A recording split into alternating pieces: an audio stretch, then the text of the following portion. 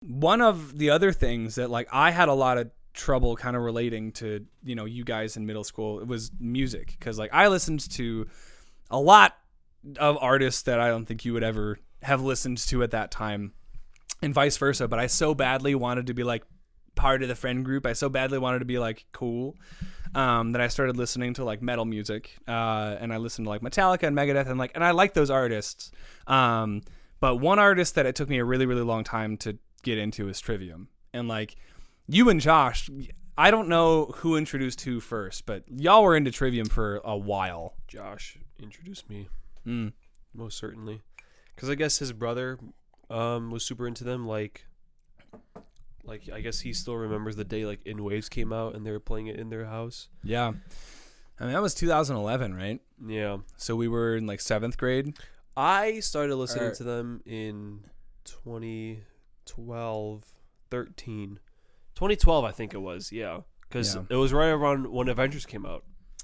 Oh yeah, because that was what our freshman, like our sophomore year of high school, something like that.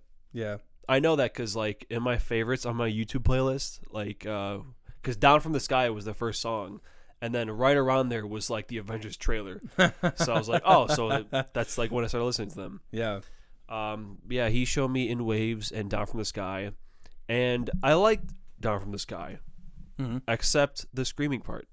Yep. And so I listened to that song mostly for everything else. And then eventually the screaming just kind of grows on you. All it takes is like one song. I like this part, but not that part. Yeah. So you listen to that song a bunch, and then eventually that other part grows on you. And shit, man, like they were the ones that changed it all for me. Because without them, Between the Buried and Me, The Faceless, all this stuff, Isan, like I would never have listened to them without Trivium and Down from the Sky specifically. I mean, that's nuts. That it's just kind of like a ripple effect like that from, one to another.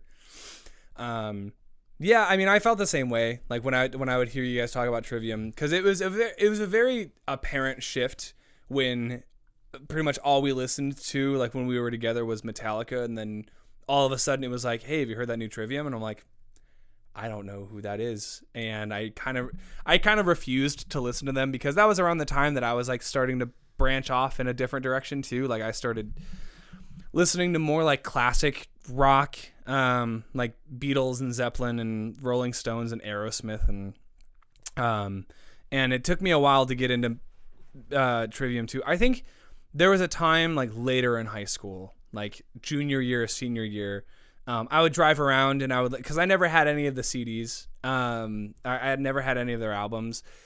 And then in college, the first Trivium album that I bought was Silence in the Snow, which was kind of like catered not to me, but it felt like it, because like it didn't really have any screaming at all. So it kind of did not. Yeah, so it took all of the really cool melodic ideas and the metal ideas and that I liked, and they put them onto one album. So that was kind of the album that I listened to over and over again and got me like super into the band. And so like, the past couple of years they've put out albums and singles and stuff, and David's always the first to be like, hey man, check out that new Trivium. And I'm like, hell yeah.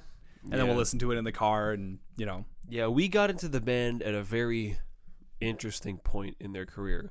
Yeah. Because, Vengeance Falls was the first album that came out that I was super into. So Brave the Storm was like my first single. And Brave the Storm is really good. Yeah. And Vengeance, I really liked it when it came out. Mm-hmm. But like, over time, even they themselves, they were like, it's not really our best work. Yeah. And then, Silence happened, and I guess Matt had problems with his screaming voice. That's why there wasn't any. Yeah. They were shifting through a couple of drummers here and there. Yeah, which tends to happen. Drummers get cycled through bands like that. And then just when you think they're kind of like heading down, they drop a song called Sin in the Sentence with this new drummer. And holy shit, my God, if he's not one of the greatest in the game right now, Alex Bent. is an absolute maniac. Like bend, but like past tense. Like bent. Yeah. Yeah. I thought his name was Brent. I thought there was an... For some reason, my brain puts R's in places where it doesn't belong. Huh. Because I infamously called a Genesis album a trick of the trail when it's actually a trick of the tail. Oh, okay. And people gave me shit about that like all the time in the comments. Oh, no. And then I called this guy the wrong last name for like a year. Yeah. And no one calls you out on it. No one's... Yeah, well, I didn't really talk about it to anyone. Oh, gotcha. But if I had a YouTube channel where I call him Alex Brent, yeah, then probably, yeah. Yeah, Alex Brent sounds like a country artist. Like Alex Brent and Alex Brent are very different people. Like Brent is singing about pickup trucks and beer and my dog, you know. But yeah, at this point, you know, with his trilogy of Trivium albums and then Matt's latest solo release, Mockery, the dude's crazy, man.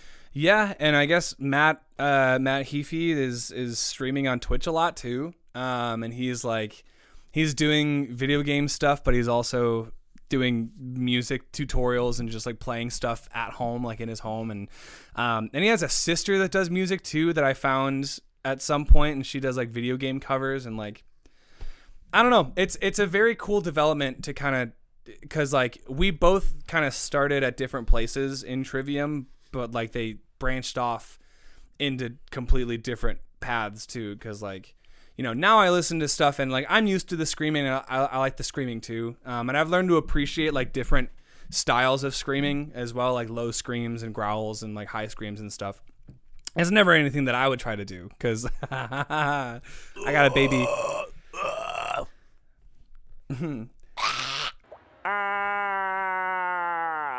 That's me when I try to scream. I'll just scream along to like the clean parts, and even then it's like, yeah. Kudos to Matt, man. Like you play lead guitar and you sing those kind of notes and melodies and stuff. What the fuck? And it's weird because they are the only band like in that metalcore genre that I like. Like Ascendancy is hardcore, like metalcore. Those like that edgy sound that I never liked. Sure. Which a lot of bands, you know, kind of are. Like what are like I don't want to say Black Veil Brides. Black Veil Brides I think is metalcore. Yeah, or like like Sleeping with Sirens. Yeah, like that kind of stuff. Like I hate. Yeah. But for some reason, I think it's because I got into the other stuff, like Shogun. Yep. I got into Shogun first, and then I went back to Ascendancy, and you know, it's like in the middle of my ranking. It's definitely not my favorite. Sure. But like I still like it. Yeah, and I think that's what it takes with some artists is you just like completely opposite end of the you know spectrum here. I got into I don't know how much shit I'm gonna get for this. I got into Coldplay with their album Milo Ziloto, which is very electronic. Like it's very, you know, like electronic poppy and experimental, and then I went back and I listened to like Parachutes and Rush of Blood to the Head, which is a lot more organic and like rock sounding, or like even Parachutes, that's just like singer-songwriter stuff. It's just like acoustic guitar, like things that I would have played in high school on guitar. And it was like, I wouldn't have known about this stuff, you know, and I wouldn't have appreciated this stuff more had I not started where I started. So it's like, it's kind of crazy that, you know, like we started in different spots and appreciate the band for different things, but like, it's still, you know, it's still the same band. It's still the same artist.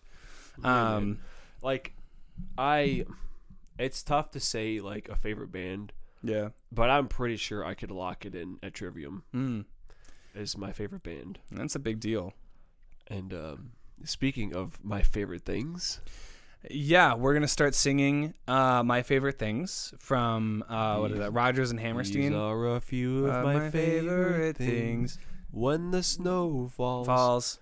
When the droplets. When I'm feeling sad, I just turn on. I love that goddamn Simpsons hit and run. And then I don't feel so bad. Woo. So for anyone who didn't like the scene in Doctor Strange in the Multiverse of Madness where Wanda's two kids sing that